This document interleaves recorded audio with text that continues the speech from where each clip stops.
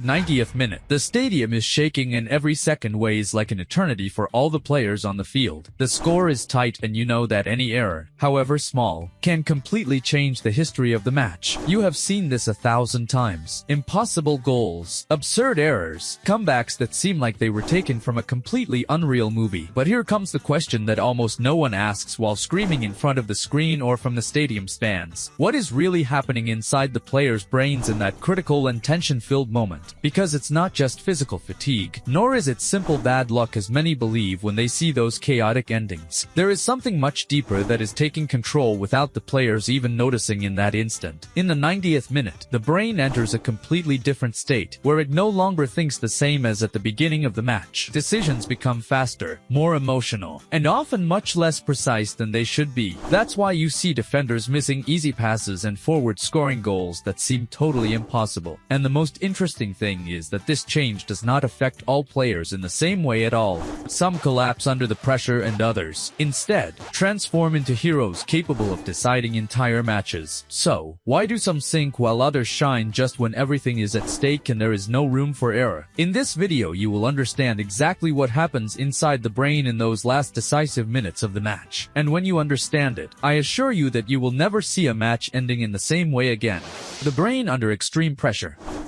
When a clock approaches the 90th minute, the brain stops interpreting the match as a game and starts seeing it as a real threat. It doesn't matter if it's a Champions League final or just any match. The internal feeling is exactly the same for the player. The brain detects that there is very little time left and activates a state of urgency that completely changes the way of thinking. It is as if an internal alarm were triggered that says, now or never. Everything is decided at this moment. And at that instant, the body starts releasing adrenaline, accelerating the heart and tensing every muscle to the maximum. This might seem like a positive thing, but it has a side effect that many don't understand while watching the match. The brain starts to prioritize speed over precision in absolutely all the decisions that are made. That is why, in the final minutes, players act more on impulse than on real analysis of the situation. And that is where the errors that were not present during the rest of the match begin to appear. A clear example is the 2005 Champions League final between Liverpool and Milan. Milan completely dominated the match and seemed to have everything under control without any problem. But in a matter of minutes, everything started to crumble in a way that seemed completely inexplicable. Milan's players started to make mistakes that they hadn't committed in the first 60 minutes of the match. Inaccurate passes, slow decisions, defensive disconnections that allowed Liverpool to tie the match. It wasn't just a tactical change, it was a mental change caused by the pressure of the moment. Another brutal case was the 1999 Champions League final between Manchester United and Bayern Munich. Bayern was winning 1-0 and had the match practically secured in the 90th minute. But in stoppage time, Manchester United scored 2 goals in a matter of minutes and won the match. Coincidence? Not at all. Bayern entered a mental state of maximum tension where each decision became more reactive and less controlled. United, on the other hand, played without anything to lose and that completely changed their way of acting. The brain under extreme pressure does not seek to do it perfectly. It seeks to survive the moment as fast as possible, and that means clearing the ball without thinking, gifting plays, or making decisions that you normally wouldn't take. It is a kind of automatic mode that appears when tension exceeds a certain level within the player. And here comes the most interesting thing of all. This same mechanism can make you fail, or it can make you play the best football of your life. Because while some players block completely in this state, others use it to their advantage. They transform that pressure into energy and make quick, but incredibly effective decisions. That is exactly what separates normal players from those who appear in historical moments.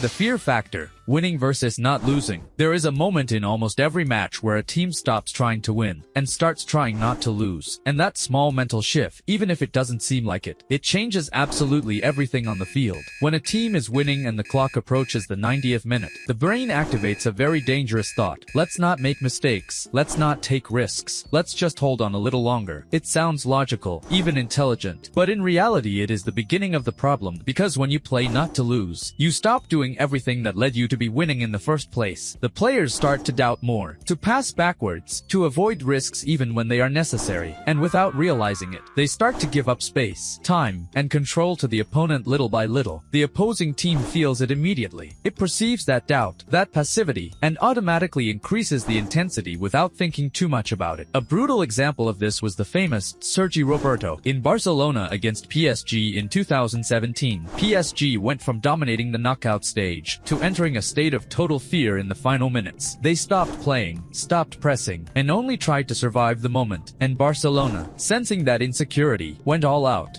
Result: one of the craziest endings in football history. Another very clear example is the 2022 World Cup final between Argentina and France. Argentina had the match completely under control during most of the game, but in the final minutes, the team retreated and started to play with that silent fear. France took advantage of that immediate change. Mbappe appeared in a matter of minutes and the match was completely transformed. That change was not accidental. It was a collective mental shift caused by the pressure of the result. Here's something very curious happens inside the brain. When you are close to winning, the fear of losing becomes stronger than the desire to win. And that causes you to make more conservative, slower, and often less effective decisions. It's as if the brain were trying to protect you, but in reality it is limiting you. That's why many big teams have something that sets them apart from the rest. They don't change their way of playing even when the match is on the edge. They keep attacking, keep pressing, keep making brave decisions, because they understand that stopping playing is the fastest way to lose control. Fear does not appear when you are losing. Fear appears when you feel that you are about to win, and you don't want it to slip away. And that is one of the most dangerous moments for any player on the field. The all-or-nothing effect. When a team is losing in the 90th minute, something very curious happens inside its brain. Fear disappears almost completely and is replaced by a sense of total urgency. There is nothing left to protect, nothing to conserve, and that completely changes the way of playing. The thinking stops being, "let's not fail," and becomes, "we must try no matter what." And that mental shift frees the player from a pressure that was limiting him before without him realizing it. Suddenly, taking risks is no longer scary, because the worst scenario is already happening. That's why you see teams that look completely different in the last minutes of the match. They move up lines, cross the ball, shoot from any position, and attack with everything they have. A very clear example was Sergio Ramos' goal in the 2014 Champions League final. Real Madrid was losing against Atletico de Madrid and time had practically run out. But in the last breath, in the 93rd minute, that header arrived which changed the whole match. That goal was no coincidence. It was the result of a team that stopped holding back and decided to go all in without thinking about the consequences. Another historical example is Manchester City against QPR in the 2012 Premier League. City needed to win to be champion and was losing in the 90th minute. In a matter of minutes, they scored 2 goals and ended up winning the league in a totally incredible finish. That type of comeback has a common pattern that almost no one mentions. They are not just tactical or physical, they are deeply mental. The brain, by eliminating fear, allows for much faster and more aggressive decisions. And although that increases the risk, it also greatly increases the chances of generating an opportunity. Here's something key appears. The team that is losing starts to play with freedom, while the one that is winning starts to play with tension. And that emotional difference creates a huge imbalance on the field without anyone noticing it consciously. One attacks without restraint, the other doubts, and in that space chaos occurs. That's why many goals in the 90th minute are not perfect plays. They are rebounds, second plays, errors forced by constant pressure. Football at that moment ceases to be orderly. It turns into something much more unpredictable, more emotional, and much harder to control. And in that chaos, whoever risks the most usually has the last word. The hero moment. In the midst of all this chaos, where pressure breaks most players, there are some who react completely differently. They don't block, they don't doubt. In fact, they seem calmer the more important the moment is. They are those players who appear right when the match is about to end and everything is at stake. And it's no coincidence. It's not luck. It is a different way of processing pressure within the brain. While others panic, these players enter a state of total focus. Everything becomes clearer, slower, as if time gave them a little extra breathing room. A perfect example is Andres Iniesta's goal in the 2010 World Cup final against the Netherlands.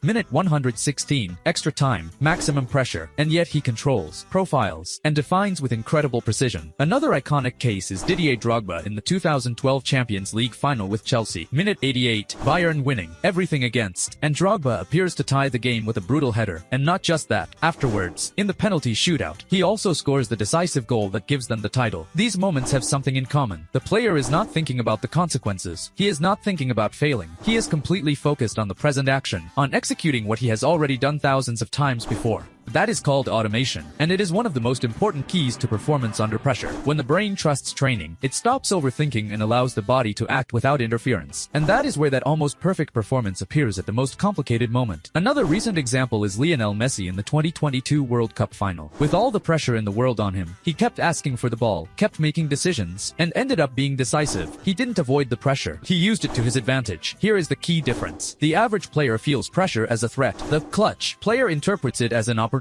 And that small mental shift changes absolutely everything. Because in the 90th minute, everyone feels the same, but not everyone reacts the same. And those who manage to master that moment are the ones who end up writing history. Why comebacks happen? Domino effect.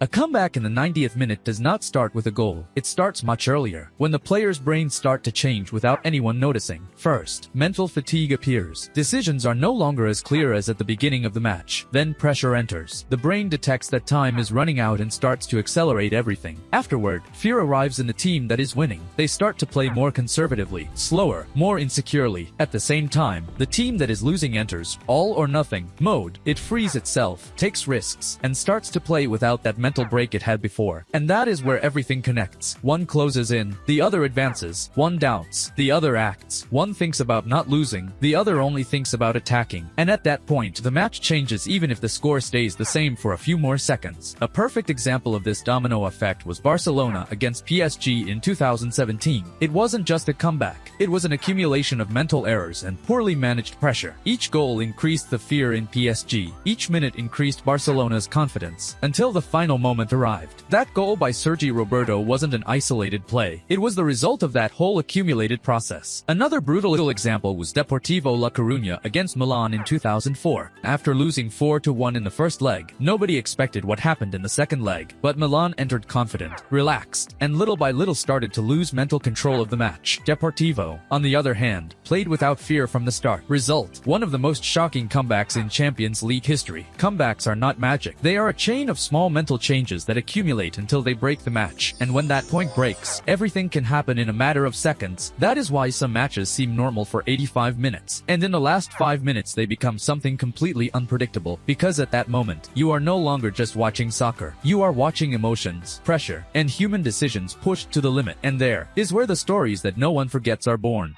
The next time you watch a match and the clock hits the 90th minute, you won't just be watching soccer. You will see brains at the limit, making decisions under extreme pressure in a matter of seconds. You will notice when a team starts to feel fear, even before they make the first mistake. And you will also recognize that exact moment when another team lets go and goes all out. Because now you know it's not luck, it's not coincidence, and it's not just physical. It's mental, it's human, and it's happening in real time before your eyes. You will understand why some players disappear, and why others appear just when everything is at stake. Because in that moment, the strongest or the fastest one doesn't win. The one who best controls what happens inside their own head wins. And that is where the matches that end up making history are decided. So the next time you see a goal in the last minute, don't think it was luck. Think about everything that had to happen inside the brains of those players for that to happen. Because the real match was never just on the field. If you like this video and want to understand more about what happens behind the game, subscribe to the channel and like it so you don't miss the next ones.